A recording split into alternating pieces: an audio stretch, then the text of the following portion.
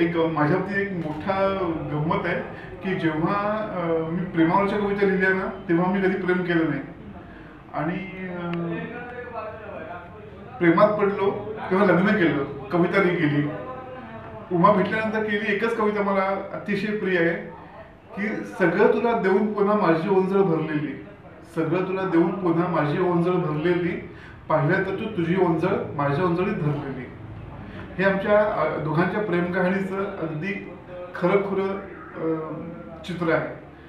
उमा कशी भेटली ही खूप गंमत आहे. मला मला लग्नच करायचं नव्हतं ॲक्च्युली, अगदी म्हणजे मनापासून मी ठरवलं होतं आणि ते शक्यताही नव्हती. माझी आई पण म्हणाली तू लग्नामध्ये काही करू नकोस, कारण मी माझं शिक्षण कमी, मला इंग्लिश येत नव्हतं, मला नोकरी नव्हती, कमवायची अक्कल नव्हती, पुढे काय करीन याची खात्री नव्हती आणि वय झालं पण लग्न करावं असं आमच्या घरचे परिस्थिती पण नव्हती, विचारही नव्हते म्हणजे.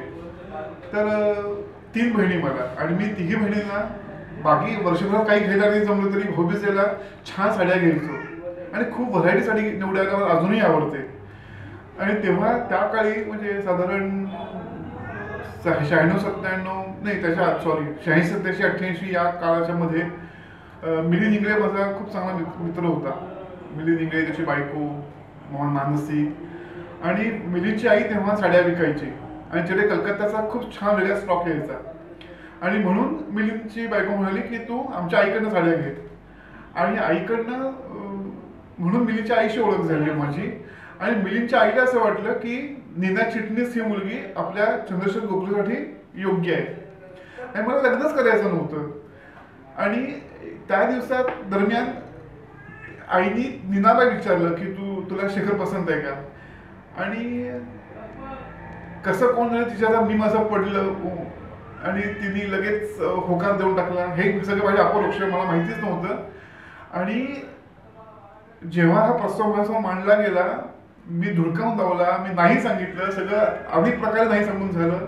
त्याच्यात बरेच दिवस गेले आणि शेवटी 18 जून 1994 उमा जिंकली, मी हरलो आणि मी तिला हो म्हटलं. मग हो म्हटल्यावर मात्र लगेच मी घरी येऊन सांगितलं की मी लग्न ठरवलंय. माझे वडील म्हणाले माझ्याकडे 10,000 रुपये आहेत आणि माझ्याकडे 10 रुपये पण नव्हते, कारण मी माझा सगळं खपत होतं छान, पण त्याचं मला काही व्यवहार माहीत नव्हता कसा चाललाय आणि कसं येत होते. पण मला कशाचीच फिकर नव्हती. तिला मी मला इंग्लिश येत नाही, ती म्हणे मला येतं. म्हटलं मला पैसे कमायची अक्कल नाही, ती म्हणे मला आहे. मी म्हटलं मला तिथं खेळा ठोका येत नाही, ती म्हणे मला येतो. म्हणजे मला बल्ब बदलता येत नाही, म्हणजे सगळी जबाबदारी मी घेते, तू फक्त लग्न कर. आणि अक्षरशः मी फक्त लग्न केलं आणि संसार रोमाने उभा केला आमचा. आणि खरंच खूप सुखात आणि आनंदात समृद्ध आयुष्य जगलो. कुठेही इतकंच होतं मला पश्चाताप होत नाही. म्हणजे अजूनही कधी ती चिडली की ती म्हणते, माझी जी कविता आहे ना की झाडावरून प्राजक्त ओघळतो त्याचा आवाज होत नाही, पण त्याचा अर्थ असा नाही की त्याला इजा होत नाही, की ती टोमणा मारते की हो प्राजक्ताची इजा करते बाकी काही कळत नाही वगैरे. पण ते ओके. पण अजून आम्ही दोघांनी कधी असं एकमेकाला म्हटलं नाही की आपण वेगळं होऊया किंवा मी फसलो किंवा माझं चॉईसच चुकला, असं 18 वर्षात एकदाही आमच्या तोंडून निघालेलं नाही आहे. आम्ही तास बाबा बोरकरांच्या कविता घेऊन बसू शकतो, शांता शेळकेंच्या कविता घेऊन बसतो, इंदिरा संत, मंगेश पडगावकर, आसावरी काकडे, किती कवी आहेत आणि किती कवी सांगू, कवी ग्रेस, की त्याचं रसग्रहण, त्याची चर्चा, त्याचं